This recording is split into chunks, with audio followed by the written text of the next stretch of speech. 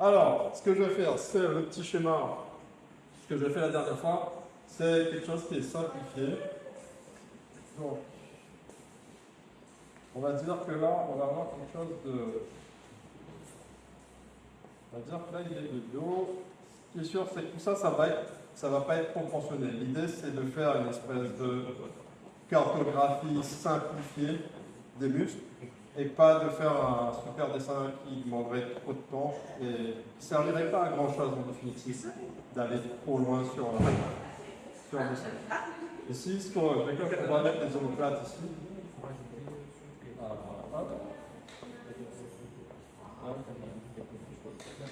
Et après, donc les omoplates, on va fixer les lignes de l'omoplate là. C'est symbolisé par ça, on va dire. Et on avait vu ça la dernière fois, et c'est relié au clavicule. Ils sont deux. On avait vu comment ça fonctionnait la dernière fois. À ne pas oublier après, ce qu'on avait vu la dernière fois aussi, c'est la cavité de l'énoïde qui est là, et dans lequel vous allez insérer ensuite les humérus. Donc, ok, ça ressemble à un joli moment pour la cage thoracique qui est bien plus grosse, mais c'est pas grave. On va préciser un peu plus là au niveau du squelette, au niveau des ailes iliaques ici, parce qu'on en aura besoin. La dernière fois, on avait dit qu'il y avait la partie des cervicales ici, on a 7. Là, ces 7 étaient visibles. J'ai fait une petite erreur la dernière fois, il y a 12 vertèbres aussi. La dernière fois, j'avais dit 11. Erreur.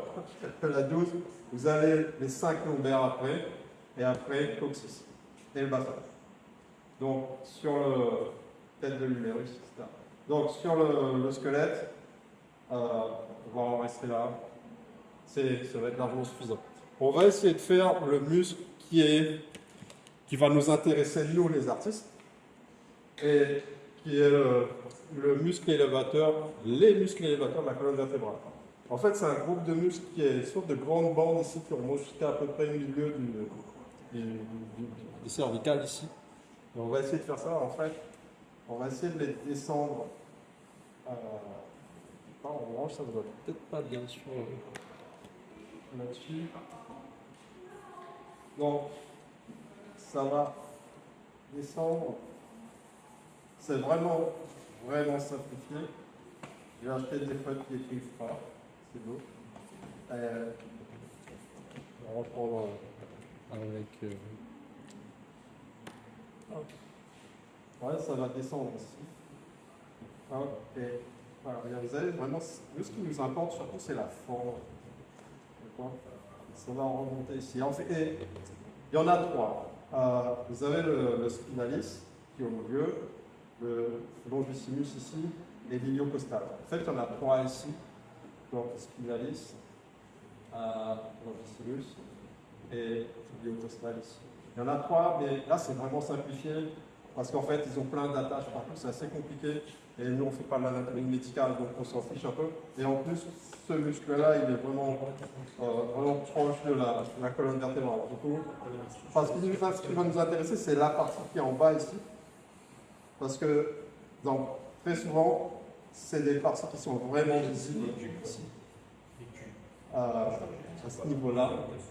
Souvent, les gens, une musculature, c'est important. Et ça ressort beaucoup. Donc, ça, en fait, ce qui nous intéresse, c'est cette partie-là, au niveau de cette bande de muscles ici assez juste à côté.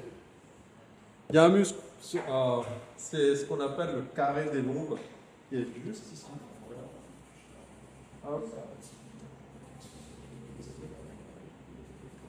Honnêtement, quand je dessine ou quand je le fais en 3D, je l'oublie.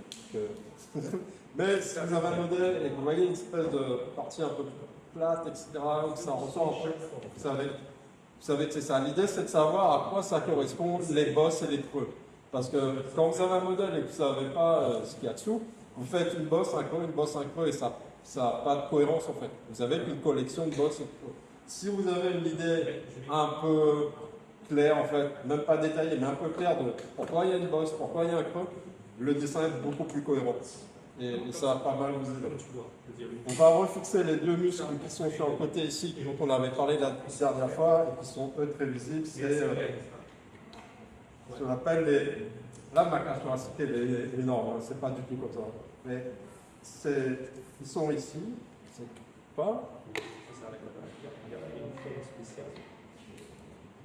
Là, vous vous rappelez, chaque côté ici, juste au-dessus de la crête iliaque. Crête iliaque, c'est cette partie supérieure ici des ailes iliaques ici. Donc, vous avez l'interstice de vide qui est là. On appelle aussi les poignées d'amour. Ce que j'avais dit la dernière fois, on va contrôler. Ah, il a un peu de travers, parce que je défile ça là. Et il manque un petit dernier qu'on ne voit pas forcément. J'avais parlé de la dernière fois du serratus. Donc, c'est le serratus, c'était une partie de flux permettait de maintenir un peu l'omoplate et il s'insérait. Le point d'origine était plutôt vers l'intérieur de la partie médiane de l'omoplate, ici, la partie intérieure, et ça partait comme ça, ici, là. Et en fait, on voit quand le gars est vraiment musclé sur cette partie, c'est pas mon cas d'ailleurs, sur la cage thoracique ici, vous avez 4-5 petites dents qui ressortent ici parce que lui, il va remonter jusque vers le pouls ici. Et en fait, c'est un des muscles qui sert à maintenir l'omoplate. Là, il y en a d'autres. Et il y a un serratus ici, et il y en a un autre ici. C'est le serratus antérieur inférieur. Il est là. Et en fait, comme on sait que, comme j'avais dit la dernière fois, les deux dernières côtes ne sont pas soudées. En fait, C1, C7 et 11 et 12 ne sont pas soudées, elles sont flottantes au niveau des côtes. Et le muscle, ce serratus-là va se fixer sur ces côtes-là. Ce qui est marrant, c'est que ça maintient les deux côtes flottantes qui sont ici. C'est un peu, peut-être un peu abstrait, mais en tout cas, vous avez un serratus qui est là. Là, c'est tellement charbonné que on ne peut pas avoir. Mais retenez qu'il y en a un ici. Vous en avez deux. Faites ce qu'il y a en il y en a un ici. On l'avait vu la dernière fois. Et vous avez un serratus, ça fait comme. Vous avez un peu cette forme-là. Comme ça. Et ça va se fixer sur les côtes. En gros, il y en a d'autres, mais ce n'est pas la peine. Donc, ça, on va dire que c'est la partie des muscles qui sont en bas. Et ce fameux serratus, il va se fixer au-dessus des muscles élévateurs de la colonne vertébrale. C'est les muscles élévateurs du rachis. Le rachis peut aussi l'utiliser pour la colonne vertébrale. Et il va se fixer par-dessus. OK? Et ce qui va se passer là, c'est que le dernier qu'on va voir, le dernier, non, c'est pas le dernier, de là, d'ici, c'est le latissimus dorsi. C'est un long muscle plat qui va se fixer ici, en gros ici, on peut pas, et il va aller là-bas. Et il va venir ici. Et il va recouvrir tout ça. Comme ça, éventuellement, on n'a pas besoin de les dessiner en détail. Et donc, il va vraiment recouvrir ici. Voilà. Par contre, les deux muscles, cette partie de muscle ici, elle risque de vraiment ressortir. Sinon, c'est ce qui nous intéresse ici. Plus que les trucs latins, ou je sais pas, les joints latins, etc. Ça risque de pas mal ressortir quand le personnage pèse ou fait certains mouvements. Ben là, c'est deux grosses masses ici qui vont bouger. Et donc, il va recouvrir. Ça fait un crop? Ouais, ça fait. Vous allez avoir ça. Et en gros, c'est vraiment résumé. Après, théoriquement, après, il faut que je mette des photos.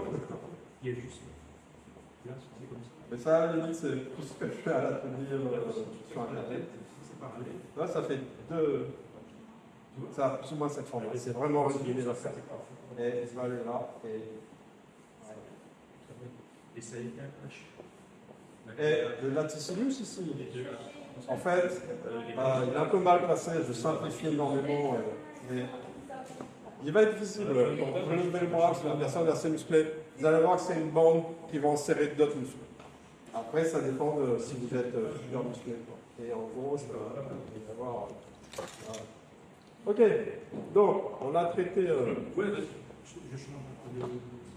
plus ou moins cette partie-là. On va s'inquiéter maintenant des muscles des omoplates. D'accord. Regarde cette vue-là. L'idée, c'est de simplifier à chaque fois. Pareil. Vraiment de simplifier, pas se lancer dans des grandes démonstrations avec plein de mots savants. Je ne sais pas si les flottes, c'était la meilleure soulevé. Si je reprends le mot là,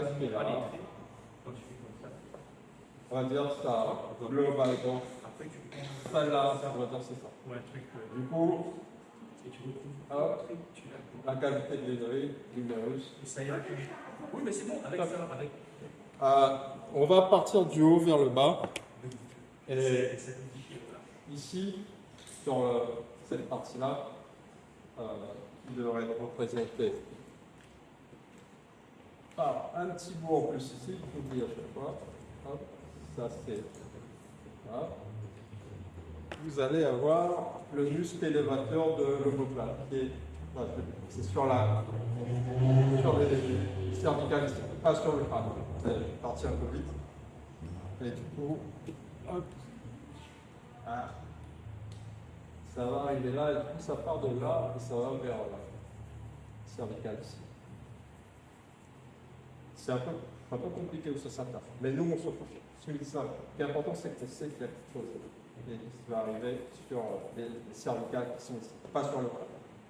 Même si sur le schéma on a l'impression que, mais c'est vraiment sur le crâne ici. On a fixé celui-là, on va aller vers le bas. Du coup, on aura ici, après, ça s'appelle les muscles de la coiffe des rotateurs. Ça fait, c'est dans l'omoplate, sur cette omoplate, vous allez avoir une série de muscles qui vont principalement s'attacher sur la partie du haut ici. Et ça, par contre, c'est assez visible quand vous avez un modèle qui est de dos, qui a quand même un peu de musculature et qui bouge. Vous avez plein de bosses, toutes ces petites bosses que vous allez avoir ici. Et ben, si vous savez ce que c'est, ça va être beaucoup plus simple de les dessiner. Plutôt que de dire, bah, je fais un rond, je fais un peu. On va essayer de lister un peu ce qu'il y a là, très simplement. Encore une fois, le premier qu'il y aura ici, ça va être le supraspinatus. Donc il va partir d'ici, et il va aller sur la tête de l'humérus, ici. Hop. Ensuite, le supra, et vous avez l'infra. Donc celui supra, c'est haut, l'infra, c'est celui qui est dessous. Donc, vous avez le supraspinatus qui, lui, est assez long et assez plat, qui s'attache toujours là-bas. Donc là, celui-là, il va là, sur la tête de l'humérus ici. Hop, il va là-bas. Ok, sous l'épine de l'omoplate. Vous en avez un autre après. Donc, ici, c'est infraspinatus, supra. Non, supra là-haut, infra en bas, je ne sais pas comment mettre ça. Après, ici, vous avez le teres mineur. En français, on l'appelle petit rond. Ça aide à. Je trouve plus joli d'ailleurs le mot petit rond. Pareil, il va aller là-bas. Ils vont tous aller sur le haut de l'os du bras ici. Et en bas, vous avez le teres majeur. Ça, c'est le grand rond qui est beaucoup plus visible. Petit rond, pas trop grand. Mais celui-là, il va aller toujours. Là, c'est un peu mal dessiné. Ici, ça charbonne un peu. Mais ces muscles-là, ils vont aller tous vers le bas. C'est vraiment ce qu'il y a à retenir. D'accord? Et ça permet de faire bouger, de tourner, etc. Et la prochaine fois, je ramènerai des photos. Mais l'idée, c'est de comprendre le schéma de base. Parce que comme ça, ça permet d'éclaircir. Après, quand on va faire une planche d'anatomie, on sait déjà, et c'est plus facile quand on a mis blanc dedans. Du coup, si vous avez ça, vous aurez donc un muscle qui va arriver là-haut. Alors, infra ici, petit rond, et ensuite grand rond. Terrestre mineur, terrestre maximum. Voilà. 1, 2, 3, 4. Et sans oublier, celui qui est sur la pointe ici de l'omoplate, c'est le muscle élévateur de l'omoplate. Donc ça fait 1, 2, 3, 4, 5. Vous en avez 5 sur l'omoplate, si on simplifie. D'accord? Et encore une fois, ensuite, ce qui va arriver, c'est que votre deltoïde, on l'a vu la dernière fois, il va partir de sous l'épine ici, et il va aller recouvrir une partie de ce deltoïde. Donc votre deltoïde, vous savez qu'il commence sous l'épine, et il va devant, avec une partie centrale et une partie claviculaire. et il va aller comme ça, donc le premier tiers. Ok. Donc ce qui va rester visible, en gros, c'est que ça, là, et là. D'accord. Donc, on a fait en bas, on a fait tout ce qu'il y avait ici, et il en reste encore un ou deux là, et après c'est fini. Après, si c'était médical, on aurait eu pour la journée, voire la semaine. C'est une horreur ce qu'il y a là-dessous.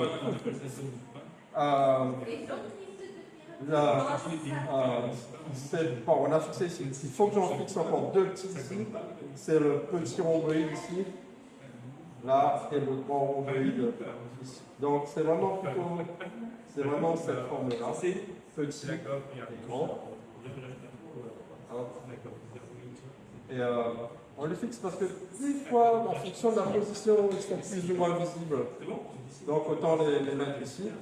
Et par contre, après, ce qui va arriver, donc on a fixé ça, je pense qu'on a compris, c'est que vous allez avoir le trapèze, le muscle, le grand muscle des trapèzes qui va recouvrir une bonne partie. Tout ça après.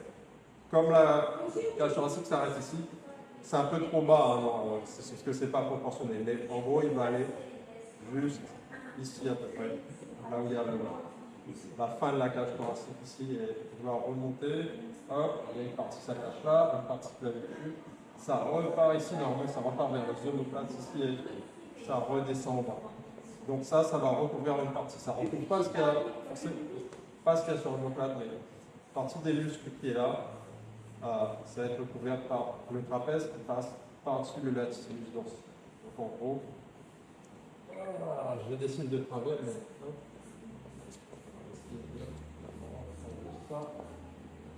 Donc, là c'est très mal ici, hein, mais c'est vraiment juste. Je pense que là c'est déjà un peu plus clair en fait. Vous avez une partie de muscle ici, au niveau du bassin. On a d'abord fixé le grand muscle au milieu, enfin les grands muscles. Et c'est des muscles profonds, dont la partie qui ressort c'est plus vers le bas ici. Il y en a quelques-uns autour, dont ce qui vont ressortir être les plus visibles au niveau du dessin, c'est ce qui nous intéresse, c'est ce qui est visuel, c'est les externes obliques. Et on essaye d'en placer un ou deux quand même, au cas où des fois c'est visible sur le modèle, car il est long. Et je vous ai parlé aussi du serratus inférieur, parce que ça permet de rappeler qu'il y a un serratus au niveau de la cage thoracique. Ça c'est en bas. On s'est occupé ensuite des muscles de l'omoplate, on a vu qu'il y en a 4-5, l'élévateur, le supra, l'infraspinatus, le tiron, grand rond, et ce qui rencontre tout ça, c'est le ici. 4-5 ici, 4-5 en bas. Ensuite, on a passé le latissimus dorsi ici, qui recouvre une bonne partie du bas. Et en fait, ici, vous avez les ailes iliaques, et en fait, vous avez une partie de fibre, c'est les aponevroses.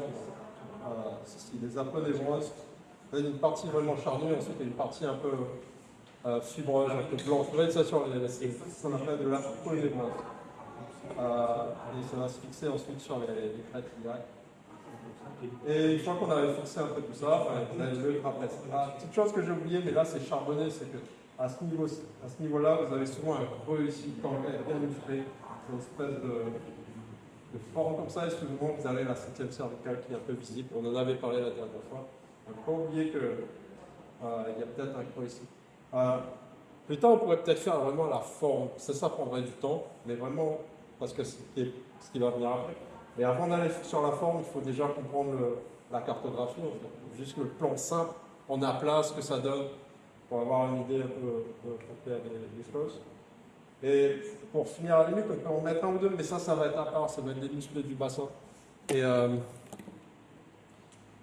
juste pour finir, parce que ça fait un peu bizarre ici, vous avez les fesses, et on peut le décomposer en deux pour nous les artistes. Vous avez le gluteus maximus, je crois.